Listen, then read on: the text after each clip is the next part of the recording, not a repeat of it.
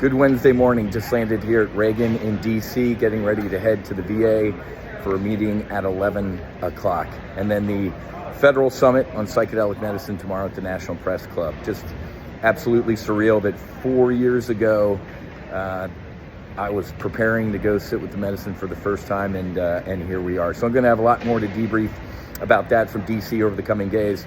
Want to debrief the recent F-18 loss off to Truman. My phone's been blowing up since last night, Whiz, with all these F-18s being lost off Truman. So let's just knock out a quick debrief on that. So, friendly fire incident back in December. The USS Gettysburg, an Aegis cruiser, shot down an F-18F from the Truman, from CAG 1. This is all Carrier Strike Group 8.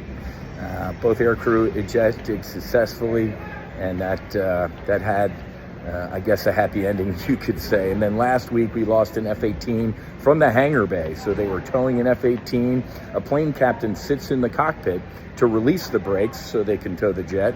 And then when the jet stops, they set the brakes as they're chaining down the aircraft. Apparently, the Truman was maneuvering to avoid enemy fire, an enemy missile or drone. And as they made a sharp turn, thank God the plane captain jumped out of the cockpit, or they could have been seriously injured or killed. Now, losing the F-18 is bad enough, but the fact that an aircraft carrier was maneuvering to avoid enemy fire is the worst part about it, believe it or not. My surface warfare officer brothers and sisters, they're our Secret Service agents, okay? The carrier's mother, the carrier's the president, supposed to be surrounded by Secret Service agents, and if somebody gets through, we gotta take a hard look at why that happened. And then yesterday, F-18F two-seater landing aboard the boat. Don't know the exact specifics, folks.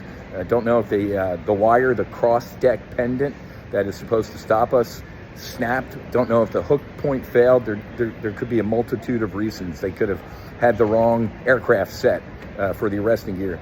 So we're going to have to wait for the mishap report. But here's the debrief point. These are all individual mishaps, incredibly unique. The blue on blue, I think the last time we had a blue on blue against an F-18 was off my old boat, the Kitty Hawk, in 2003, OIF, Operation Iraqi Freedom. Very unfortunate incident. He was shot down by a U.S. Army Patriot battery.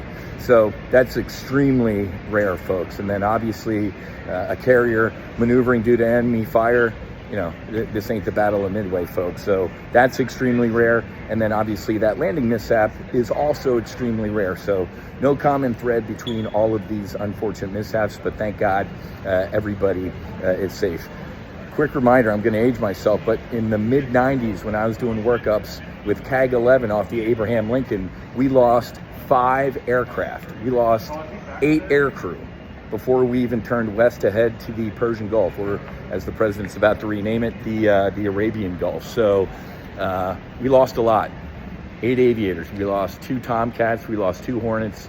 And we lost a Prowler during workups, folks. This wasn't even over near bad guy territory. So carrier aviation is dangerous. It's dangerous in peacetime, and it's even more dangerous, obviously, during combat operations.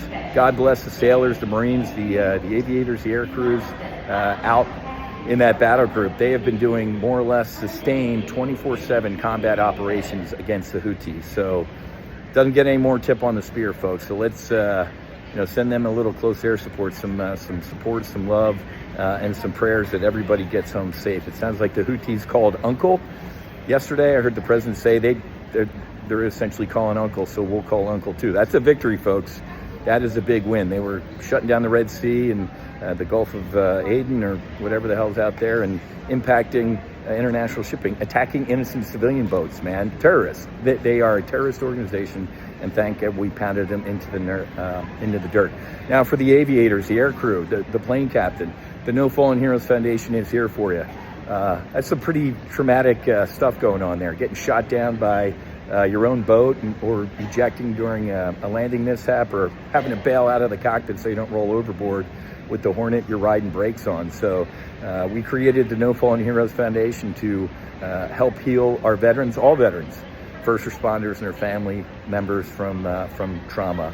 and that's why I'm here in D.C. So more to come from our nation's capital. I got to be honest with you, I can't stand it here, but I'm going to smile and wave, and I'm going to carry the colors to try and get healing to all who need it. So more debriefs coming up. Have a great rest of your day, and fights on.